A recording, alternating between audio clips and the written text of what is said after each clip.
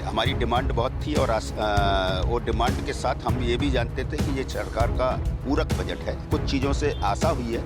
आशा चाहे वो स्टार्टअप का दायरा बढ़ाया हो या 30 करोड़ महिलाओं के लिए मुद्रा लोन की व्यवस्था की गई हो, जिससे महिलाएं औद्योगिक क्षेत्र में, व्यापारिक क्षेत्र में आगे आएंगी। और वो आज भी चाहते हैं, निश्चित रूप से जब जो भी सरकार अब नई सरकार बनेगी, उस सरकार के सामने चैम्बर ऑफ कॉमर्स जैसे संगठन इस मांग को प्रमुखता से रखेंगे कि 10 लाख रुपए इसकी आयकर की सीमा होनी ही चाहिए। कि ये पूरक बजट है, सरकार इसमें बहुत लोक लुभावनी घोषणा नहीं कर सकती है और इसीलिए हम ये बात कह रहे हैं कि सरकार बनने दीजिए। सरकार जो भी बनेगी उसके सामने चैम्बर ऑफ कॉमर्स जैसा संगठन इस बात को प्रमुखता से उठाएगा। मोदी सरकार की वित्त मंत्री निर्मला सीतारमण ने अपना बजट पेश कर दिया है, लेकिन बजट को लेकर Madhya Pradesh chamber of commerce के जो अध्यक्ष हैं प्रवीण अग्रवाल जी, वो हमारे साथ में कैसे देखते हैं इस बजट को? कम लाइनों में शब्द है, कैसा बजट और कितना निराशा वाला बजट?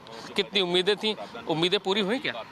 देखिए, हमारी डिमांड बहुत थी और वो डिमांड के साथ हम ये भी जानते थे कि ये सरकार का पूरक बजट है और तुरंत इसमें आचार संहिता लगने वाली है। तो जो निर्वाचन आयोग के निर्देश होते हैं उसके मुताबिक सरकार बहुत घोषणा नहीं कर सकती है।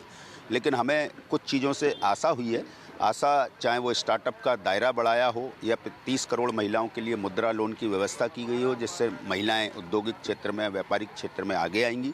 और इसके साथ जो सॉवरेन फंड का दायरा बढ़ाया है वो भी एक स्वागत योग्य कर से रखा गया है।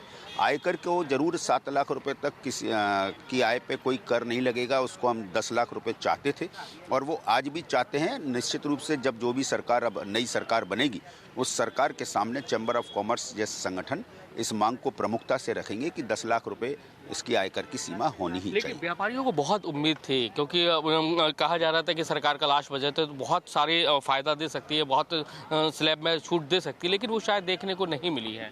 देखिए, व्यापारियों को छूट थी और मैं भी उस मांग करने वालों में शामिल था, लेकिन उस मांग के पीछे अंतर्मन में इस बात का भी आभास था कि ये पूरक बजट है, सरकार इसमें बहुत लोक लुभावनी घोषणा नहीं कर सकती है और इसीलिए हम ये बात कह रहे हैं कि सरकार बनने दीजिए। सरकार जो भी बनेगी उसके सामने चैम्बर ऑफ कॉमर्स जैसा संगठन इस बात को प्रमुखता से उठाएगा और सरकार बनने के बाद जो बजट आएगा उसके अंदर जरूर हम इस बात को कराने का प्रयास करेंगे। तो आप देख सकते हैं प्रवीण अग्रवाल जी हैं, Madhya Pradesh chamber of commerce के अध्यक्ष हैं। उन्होंने कहा कि जितनी उम्मीदें थी शायद उतनी पूरी नहीं हुई है, लेकिन आगने वाली सरकार का इंतजार है क्योंकि ये अंतरिम बजट है। कैमरामैन राजकुमार कुशवाहा के साथ नासिर गौरी, IBC 24 ग्वालियर।